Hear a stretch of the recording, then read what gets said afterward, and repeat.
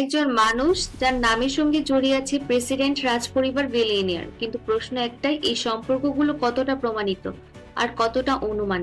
আজ আমরা কথা বলবো জেফ্রি এপস্টিন ফাইলস নিয়ে। গুজব নয়, শুধু নথি, আদালতের কাগজপত্র আর নিশ্চিত তথ্য। এপস্টিন কে ছিলেন? জেফ্রি এপস্টিন ছিলেন একজন মার্কিন অর্থ ব্যবস্থাপক। 1990 ও 2000 দশকে তিনি নিউ ইয়র্ক ও ফ্লোরিডার অভিজাত মহলে পরিচিত নাম হয়ে ওঠেন। তার সামাজিক পরিসর ছিল রাজনীতিবিদ, ব্যবসায়ী ও প্রভাবশালী ব্যক্তিরা। তবে তার অর্থের উৎস ক্ষমতা নিয়ে বহু প্রশ্ন থেকেই যায়। 2006 সালে তার বিরুদ্ধে তদন্ত শুরু হয় এবং 2008 সালে তিনি একটি প্লি ডিল এর মাধ্যমে সাজা পান। এই তথ্যগুলো আদালতের রেকর্ডে প্রমাণিত। এপস্টিন ফাইলস বলতে কি বোঝায়? অনেকেই ভাবেন ফাইলস মানে কি অপরাধের তালিকা, আসলে নয়।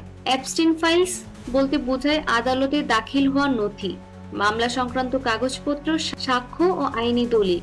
এর মধ্যে থাকে নাম উল্লেখ থাকে, যোগাযোগের তথ্য থাকে, ভ্রমণের রেকর্ড থাকে। গুরুত্বপূর্ণ বিষয় হচ্ছে কোনো নাম থাকা মানেই অপরাধ প্রমাণ হওয়া নয়।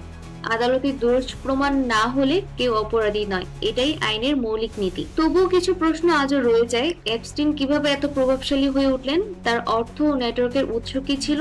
তদন্ত প্রক্রিয়া কেন এত সীমিত ছিল? কেন অনেক প্রশ্নের উত্তর আজও স্পষ্ট? এই প্রশ্নগুলো অনুসন্ধানের বিষয়, কিন্তু এগুলোকে চূড়ান্ত সিদ্ধান্ত বলা যায় না। বিশেষজ্ঞরা বলেন ক্ষমতা, অর্থ, প্রভাব একত্রিত হলে সত্য খুঁজে পাওয়া কঠিন হয়ে যায়। এপস্টিন ফাইলস আমাদের একটি বিষয় মনে করিয়ে দেয়, নথি প্রশ্ন তুলে আদালত সিদ্ধান্ত নেয়, আর বিচার করার দায়িত্ব আমাদের নয়। এই ভিডিওর উদ্দেশ্য কাউকে দোষী প্রমাণ করা নয়, বরং আপনাকে তথ্যের সামনে দাঁড় করানো।